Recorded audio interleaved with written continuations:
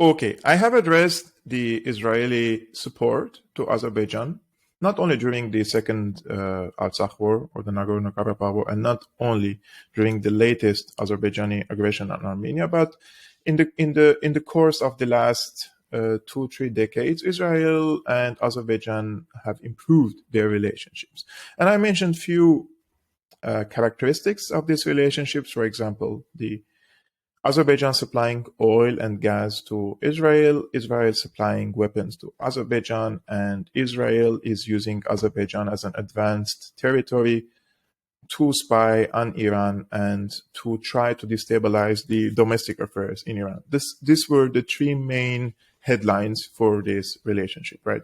But I want to go more into specifics right now because on Syriana analysis, we don't want to touch only headlines. I want to show you the core of the relationships and why there is strong ties between Azerbaijan and Israel. So let's start with the gas and oil, I would say, relationship. Israel looks to Azerbaijan for increased energy needs, right? Azerbaijan,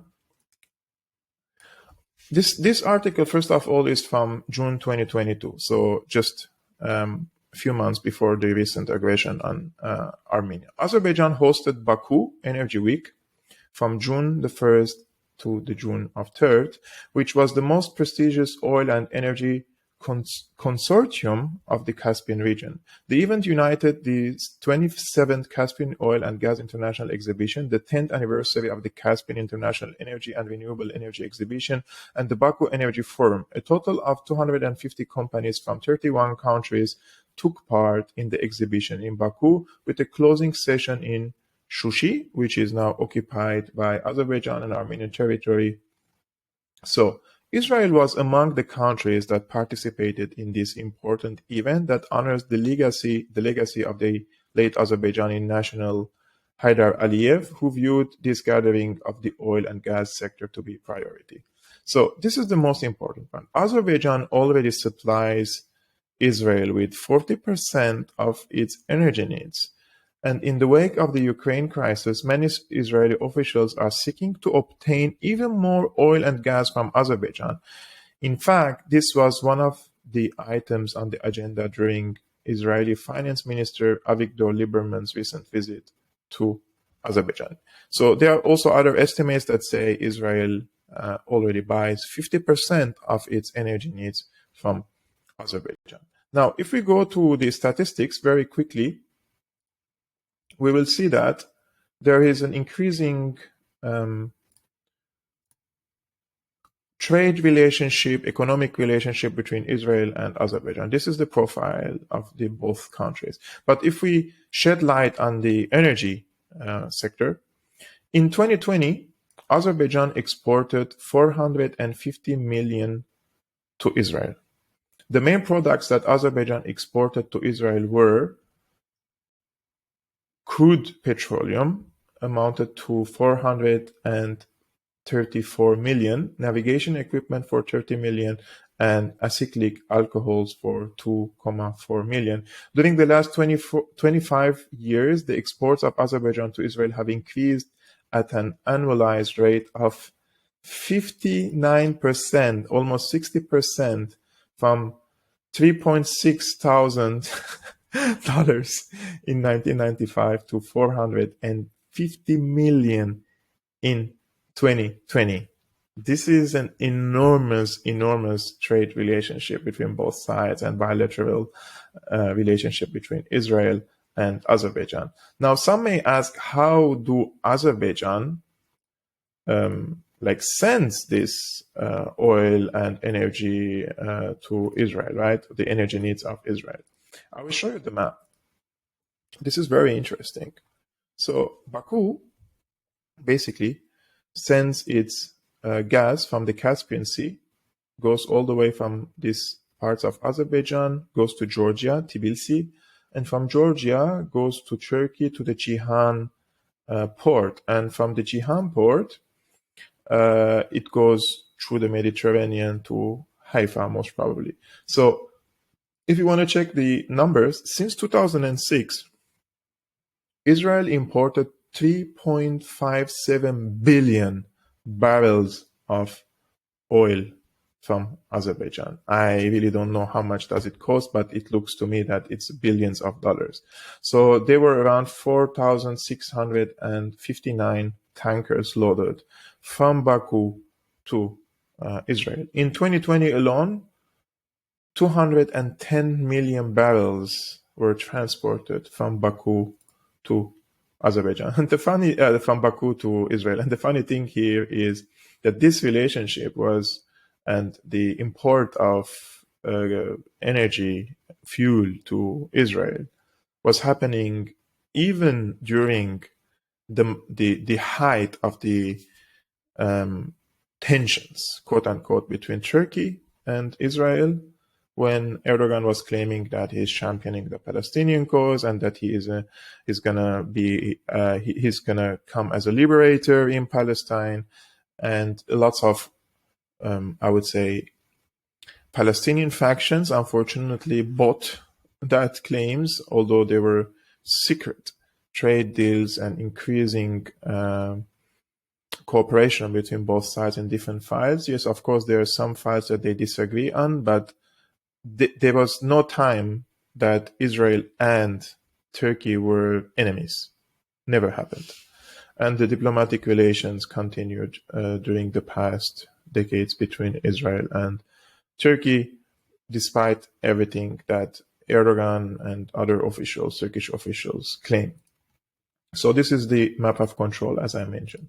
Now we will move a little bit to the arms section, because this is also very important to understand. This is from the Stockholm International Peace Research Institute, and we will see the profile of Israel. I will just try to make it a little bit, yes, bigger, also for me and for you. Israel accounted for 27% of Azerbaijan's imports of major arms over the decade between 2011 and 2020. Most of these deliveries took place between 2016 and 2020, with Israel accounting for 69% of Azerbaijan's imports of major arms in that period. So in the last 4 years, 69% of Azerbaijani's arm imports came from Israel. While there is sufficient information available publicly to determine the types of weapons supplied by Israel to Azerbaijan, little is known about the actual number of arms transferred. Of the major arms supplied by Israel, loitering munitions, reconnaissance unmanned aerial vehicles, UAVs, guided missiles, and ballistic missiles were known to have been used in the 2020 war with Armenia, as well as during some of the earlier border skirmishes. For example, Israel delivered Harov loitering munitions to Azerbaijan for the first time around 2015.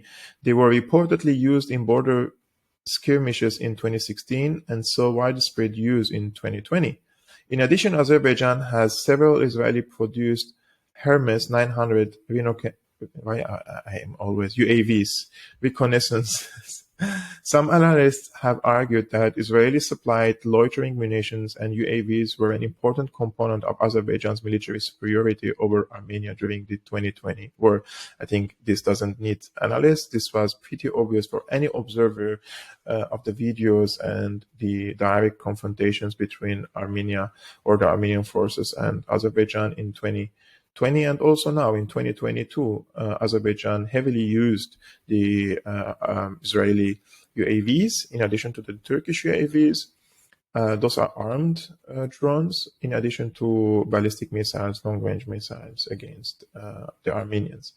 Israel supplied Azerbaijan LoRa surface-to-surface guided ballistic missiles with a range of 430 kilometers in 2018. This came shortly after Russia supplied a batch of a similar type of missile, the Iskander, to Armenia. So the funny thing here is that Pashinyan in 2020, when he was asked why haven't you using the Iskander missiles to deter the enemy, he said, we fired one of the ballistic missiles and 10% of the warhead has been exploded. Like I don't know if there is any prime minister in the world or a leader in the world would say that my missiles blow up only 10% of its capacity. And this is, of course, a big lie. First of all, there is no warhead that explodes 10% or 50%. It either explodes or it doesn't explode. Also, Pashinyan never ordered firing ballistic missiles or Skandars on Azerbaijan during the 2020 war. A big lie again by Pashinyan.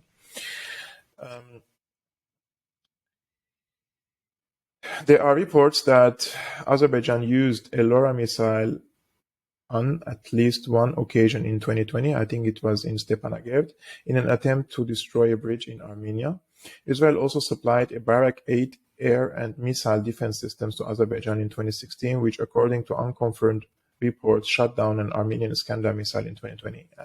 So this is unconfirmed, and it is 100% not true. Armenia didn't fire any ballistic missile in 2020. The last paragraph, CIPRI estimates that arms exports to Azerbaijan accounted for 17% of Israel's total exports of major arms in 2016 and 2020, showing the growing importance of Azerbaijan for the Israeli arms industry. In 2016, President Aliyev stated that Azerbaijan had spent $5 billion on military equipment from Israel. There is some speculation as to whether economic revenue is the primary drive for Israel's ongoing arms transfers to Azerbaijan, or if there are other major motives such as Israel's dependence on oil from Azerbaijan, or a shared threat perception towards Iran. I think all of them. So we have to talk about the trade interests and also geopolitical interests. Both of them have, I think, Israel has a very tense, I would say, perception towards Iran, and Azerbaijan also doesn't perceive Iran as a friendly state. Now, I want to show you the map, this map. It's very important. During this last aggression of Azerbaijan on Armenia for 3 days, Israel already supplied Azerbaijan with weapons. So there was a cargo airplane flying from, I think, from Tel Aviv. Yeah, from Tel Aviv to Baku. And they delivered weapons to Azerbaijan, even during this last aggression. So, and I don't see enough outrage by Armenians against Israel as much as they are angry on Russia nowadays because of its passive reaction to the Azerbaijani aggression on Armenia. Finally, why I am mentioning all this, because I'm going to come back to an article which is, this is a statement by the former Iranian ambassador to Baku. So at least he knows one thing or two about the situation there. And he says, Iran's ex-ambassador to Baku, Iran's ex-ambassador to Baku highlights the role of Turkey in the recent military tension between Azerbaijan and Armenia, saying Ankara provokes Baku into a war against its neighbor on behalf of Israel. It's a big statement. Mohsen Pak Ain, in an interview with ELNA, said Turkey played the biggest role in the outbreak of a new wave of deadly border clashes between Azerbaijan and Armenia, and had openly declared it would stand by Baku in the conflict. Ankara's position amounts to blatant interference in the affairs of Armenia and runs counter to the Nagorno-Karabakh armistice agreement, which ended a weeks-long war between the two sides in 2020, he said. The commentator said Ankara's provocative moves took place under the direction of Tel Aviv, which is not able to get involved in the case directly. The reason for such a policy is also crystal clear, he explained. The more tensions in the Caucasus and the broader region, the easier so Israel can sell its arms to Azerbaijan. At the same time, he added, both Israel and Turkey are covertly pursuing normalization with Armenia, which is indicative of their hypocrisy. So the clashes, it's over 200 now. Armenian death and 71 Azeri troops dead. I'm not sure if this number has increased or not. But as you can see, the former Iranian ambassador to Baku says that Turkey is encouraging Azerbaijan to wage wars on Armenia, and Baku is playing the proxy role of Israel, so instrumental role. The destabilization of the region there will increase the arms sales of Israel to the region, and especially to Azerbaijan. But at the same time, I also believe that the change of the because Azerbaijan wants to open a corridor between its territories and through the Armenian territories to its exclave Nakhichevan. And so the borders between Armenia and Iran will change. And I think the change of border will be in favor of Azerbaijan. And also, if we see the border picture, it will be in favor of Israel, right? So that's why Iran is more enthusiastic in rejecting the project of opening a corridor on the Armenian territories by Azerbaijan, which will also help Israel. So there are so many components of this conflict and so many interests involved, but most importantly, it's the military interest, it's the intelligence interest, it's the arms sales interest, fuel, energy, resources, etc., and geopolitics. And I think this alliance between Azerbaijan and Israel has helped Azerbaijan a lot and has given Azerbaijan an upper hand over Armenia, who doesn't have any arms suppliers except for Russia, who also has good relationship with Azerbaijan. So the leverage, I would say, of Russia over both countries sometimes